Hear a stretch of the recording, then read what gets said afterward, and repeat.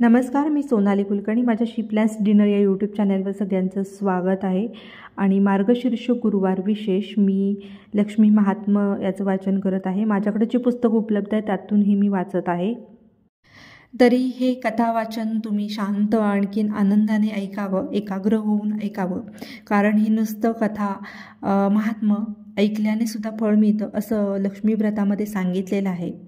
तर व्हिडिओ नक्की शेवटपर्यंत ऐका आणि आवडल्यास व्हिडिओला नक्की लाईक करा आणि चॅनेलला सबस्क्राईब करायला अजिबात विसरू नका. चला तर आपण वाचूयात लक्ष्मी महात्म्य. नमस्तुते महामाये श्रीपीठे सुरपूजिते शंखचक्र गदा हस्ते महालक्ष्मी नमस्तुते. ओम श्री लक्ष्मी देवे नमः. ओम श्री गणेशाय नमः. ओम नमो श्री गजवदना गणराया गौरीनंदना विघ्नेशा भव भयहरणा नमन माझे साष्टांगी. नंतर नमिली श्री सरस्वती जगतमाता भगवती ब्रह्मकुमारी वीणावती विद्यादात्री विश्वाची. नमन तैसे गुरुवर्या सुखनिधान सद्गुरु राया मरुनी त्या पवित्र पाया चित्तशुद्धीचा हली. थोर ऋषी मुनी सतजन बुधगण आणि सज्जन करुणी तयासी नमन विनवी मिलिंद माधव. ऐका ऐका भक्तजन लक्ष्मी व्रत करीतो कथन ते आचारिता होईल प्रसन्न लक्ष्मी माता तुम्हावरी. युगात युग द्वापार श्रेष्ठ देश पवित्र सौराष्ट्र ते घडली ही गोष्ट तीच आता ऐकावी. त्या सौराष्ट्र राज्यात भद्रश्वा राज्य करीत ज्ञात असे त्या देवदेवांत महावीर पराक्रमी. सूरत चंद्रिका त्याची राणी पतिव्रता सुलक्षणी लाखात एक देखणी प्रेमे दोघे नांदती. तयास अपत्ये झाली आठ 7 पुत्र लागोपाठ एकच कन्या संतुष्ट श्यामबाला नामेती. नगराबाहेर उद्यानात कन्या होती खेळत त्यावेळी राजवाड्यात चमत्कार घडला ऐसा की. देवी लक्ष्मी म्हणाली मनात मी राहिले राजगृहात तर राजहस्ते जनतेत सुख समृद्धी नांदेल. आपण गेले गरीबा घरी तर तोच खाईल संपत्ती सारी इतर प्रजा बिचारी दरिद्रीच राहील. ऐसा विचार करूनी वृद्ध स्त्रीचे रूप घेऊनी काठी टेकीत एके दिनी राजद्वारी पातली. तेव्हा तेथील एक दासी आली धावत द्वारापासी म्हणे कोण हवे ग तुझसी सांग आधी मजलागी. आहेस तरी तू कोण काय तुझे ठाव ठिकाण येथे येण्याचे कारण सर्व सांग नावही. तेव्हा वृद्धा रूपधारी लक्ष्मी म्हणे भुवनेश ब्राह्मण माझे स्वामी द्वारकापुरी राहतो आम्ही कमला माझे नाव असे.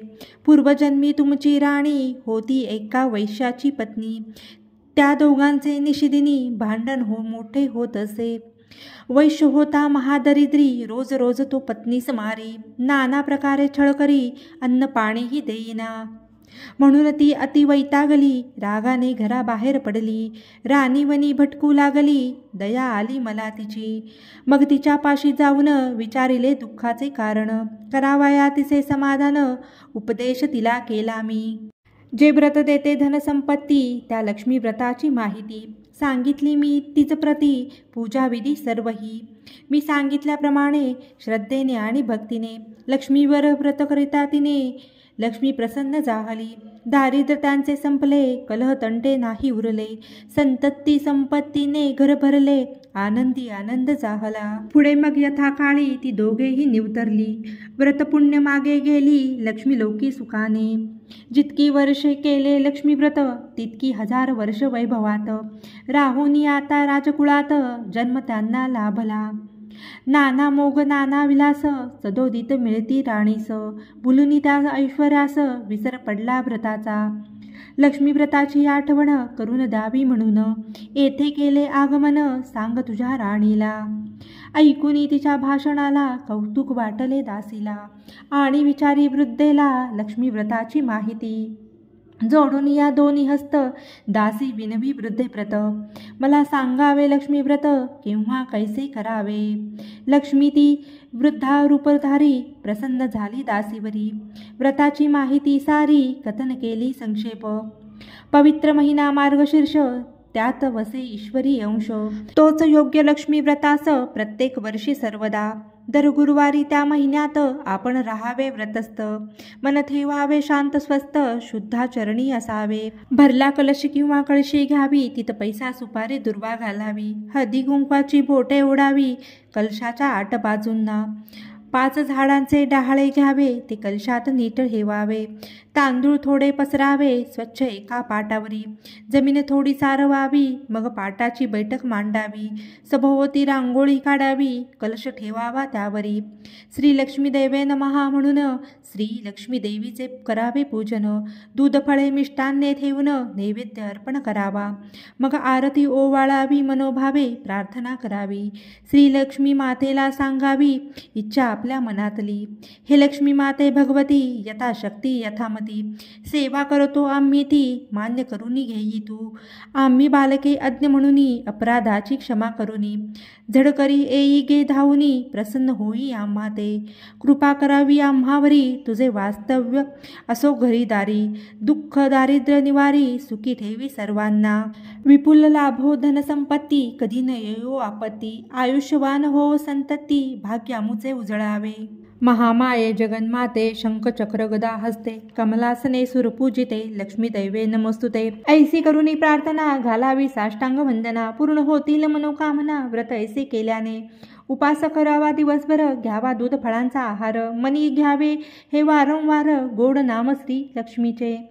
सायंकाळी करावे गोपूजन, महादैवेद्य करावा अर्पण.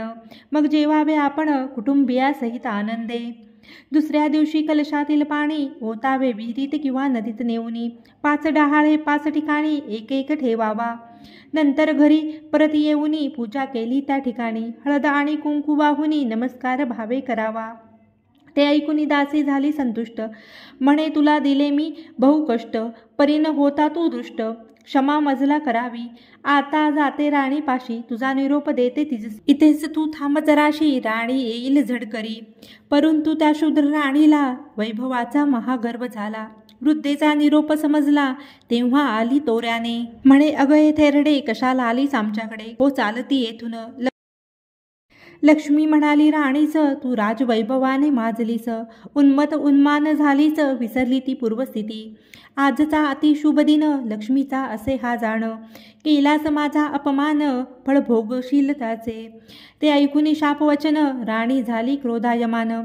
म्हातारीच केली मारहाण, अद्दा तत्वा बोलुनी. वृद्धारूपी लक्ष्मी माता मनी म्हणाली इथे आता. एक क्षणभरी न थांबता जावे सत्वरी स्वस्थाना. लक्ष्मी तेथून निघाली, समोरून श्यामबाला आली. दोघींची तेव्हा भेट झाली. सुदैव ते त्या कन्येचे, लक्ष्मीकडून राजकन्येला. राजवाड्यातील प्रकार कळला.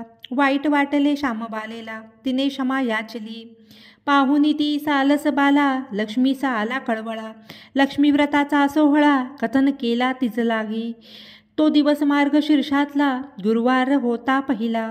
म्हणून लक्ष्मी नारायण पूजिला, राजकन्येने यथाविधी. शेवटच्या मग गुरुवारी लक्ष्मी कृपा झाली तिच्यावरी. मनातली इच्छा सारी परिपूर्ण झाली. राजा एक सिद्धेश्वर, त्याचा सुपुत्र मालाधर. राजकन्येस मिळाला तो वर, विवाह त्यांचा झाला. राजकन्या सुखी झाली, आनंदात नांदू लागली. लक्ष्मी कृपेची सावली सतत त्यांना लाभली. इकडे भद्रश्रवा राजा आणि सूरज चंद्रिका त्याची राणी. लक्ष्मी कोपली म्हणून दरिद्री झाली दोघेही. हा हा म्हणता राज्य गेले, धनवैभव नष्ट झाले. 18 विश्वे दारिद्र्य आले, अन्नान्न दशा जाहली. होता अवकृपा लक्ष्मीची, मात्रा चालेना कोणाची. फळे आपल्या कर्माची भोगावीच लागती. म्हणून ती राजा राणी दुःख भोगिती क्षणोक्षणी. हाल हाल होती निशिदिनी, काय करावे सुचेना. राणीने मग विचार केला. ती म्हणाली पतीला, जावाई आपला आहे भला, साह्य त्याचे मागावे. जावे त्याच्या राजमंदिरी, कथन करावी दुर्दशा सारी. दया उपजेल त्याचे अंतरी, द्रव काही देईल. त्याप्रमाणे राजा निघाला. जावयाच्या राजधानीत आला. विश्रांतीसाठी बैसिला. नदीकाठी एकटा. राजगृहातील काही दासी तेथे आल्या होत्या पाण्यासी. पाहिले त्या भद्र श्रवासी आणि केली चौकशी. कोठून आला आपण, आहात तरी कोणाचे कोण, आपले शुभ नाम संपूर्ण सांगा आता आम्हास. वदनी विलसे राजलक्षण, परी दशा दिसते हीन दिन, सत्य असेल ते कथन करा आता तत्वरी. राजाने मग त्या दासीते सांगितले सर्व नाते गोते, नवल वाटले ऐकुनी ते धावत गेल्या त्वरेने. राजवाड्यात श्यामबालेला पित्याचा वृत्तांत कळविला, तो सर्व ऐकताच तिला आश्चर्य मोठे वाटले. मग तिने काय केले, मेनका दासीस बोलाविले, वस्त्राभूषणासह पाठविले, पित्यास आपुल्या आणावया. भद्रशवा येता राजद्वारी, सत्कार त्याचा केला भारी. दासदासीं सेवे करी, होते तत्वर सेवेला. पंचपक्वानाचे भोजन आणि व्हावया मनोरंजन, गीतवाद्य नर्तन सर्व सिद्ध ठेविले. काही दिवस राहून मुलीचा पाहुणचार घेऊन राजा चालला परतून आपल्या मग नगरासी. जाताना त्याच्या कन्येने हंडा भरला द्रव्याने आणि दिला प्रेमाने आपल्या पूज्य पित्याला. राजा मनी संतोषला, स्वधामा घेऊन पोचला, म्हणे आपल्या पत्नीला द्रव पाहात हे आणिले. हंडा पाहता उघडुनी चमत्कार आला घडुनी, द्रव्य सर्व नष्ट होऊनी कोळसे तयांचे चाहले. सूरचंद्रिकेने गर्विष्ट होऊनी लक्ष्मीचा केला अपमान, म्हणूनच तिचे अकल्याण झाले होते सर्वही. श्यामभाला लक्ष्मी भक्त चाली नव्हती उन्मत्त, तिच्या सदनी वैभव विप्त विपुल होते भरलेले. सूरतचंद्रिका झाली भिकारी, गेली एकदा मुलीच्या घरी, तेव्हा कुशल विचारी कन्या आपुल्या मातेला. मातेस करुनी नमस्कार, केला तिचा आदर सत्कार, तो दिन होता गुरुवार, मार्गशीर्षातला शेवटचा. लक्ष्मी व्रतस्थ श्यामबालेने लक्ष्मी व्रत केले भक्तीने आणि मोठ्या आग्रहाने मातेकडूनही करविले. तिथे काही दिवस राहुनी सूरतचंद्रिका निघाली तिथुनी, लक्ष्मी व्रत केले म्हणूनी पुन्हा लाभली श्रीमंती. पुढे काही काळ गेला, माहेरी आली श्यामबाला, परंतु तिथे मात्र तिजला अनुभव आला वेगळा. द्रव्य न देता पित्यासी, कोळसेचे दिले तयासी, रिक्त हस्ते धाडिले आपणासी, म्हणून माता गोपली. म्हणून श्यामबालेला काही माहेरी कोणी विचारले नाही, आपल्या कन्येच्या भेटीसही आली नाही माता ती. तरीही त्या श्यामबालेला मातेचा नाही राग आला. सत्वरी ती स्वगृहाला परत पाऊली निघाली. निघताना केली एक गोष्ट, तिथले थोडे घेतले मीठ आणि मग धरिली नीट वाट आपल्या राज्याची. येऊनी पोचली राजमंदिरी, पती मग पत्नीस विचारी, गेली होतीस तू माहेरी, काय तेथुनी आणिले. तिने त्यावर उत्तर दिले, मी राज्याचे सार आणिले. ते ऐकुनी नवल वाटले श्यामबालेच्या पतीला. तो म्हणाला पत्नीला, पाहू काय ते दाखव मला. ते ऐकुनी श्यामबाला म्हणे, थोडा धीर धरा, मग सांगूनी आचार्याला स्वयंपाक अळणी करविला. राजा जेव्हा भोजनास बैसला, तेव्हा चकित झाला तो. श्यामबालेने काय केले, ताटात थोडे मीठ वाढिले, तेव्हा पदार्थ पात्रातले सारे रुचकर लागले. ती होती खरी चतुर, म्हणाली हेच राज्याचे सार, मनी करिता विचार पतीसही पटले ते. मग त्या उभय त्यांनी लक्ष्मीचे स्मरण करुनी, भोजन आनंदे संपवनी नांदू लागली सुखाने. सारांश हे लक्ष्मीव्रत शीघ्र फलदायी सदोदित, करिता श्रद्धेने जीवनात आनंद खरा लाभेल.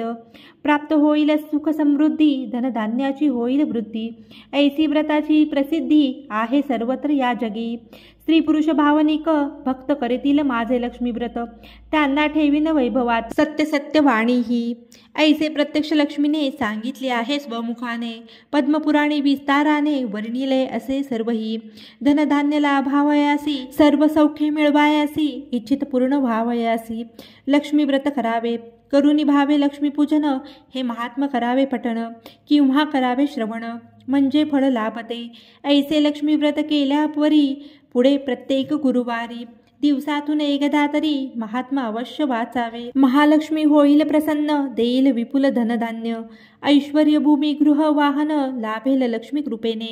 वैभव प्राप्त झाल्यावरी करू नये कधी शिरजोरी, नम्रतेने ठरल्यावारी लक्ष्मी व्रत करावे. स्वतः हे व्रत करावे, आप्त सखियासीही सांगावे, त्यांचे कडूनही ते करवावे, धनलाभ सर्व होईल. ऐसे लक्ष्मी व्रताची महिमान मिलिंद माधवने केले कथन, म्हणावे करुणी नमन. ओम श्री लक्ष्मीभ्यो नमः हा मंत्र लक्ष्मी प्राप्ती साक्षात संकल्प सिद्धीचा, यास्तव जप करावा त्याचा नित्यनेमे सर्वदा. शके 1894 कार्तिक शुक्ल पक्ष जाण, वैकुंठ चतुर्दशी सुदिन ग्रंथ संपूर्ण झाला हा. शुभं भवतु. ओम श्री श्री लक्ष्मीभ्यः नमः. ओम शांती शांती शांती. श्री महालक्ष्मी देवता अर्पणमस्तु.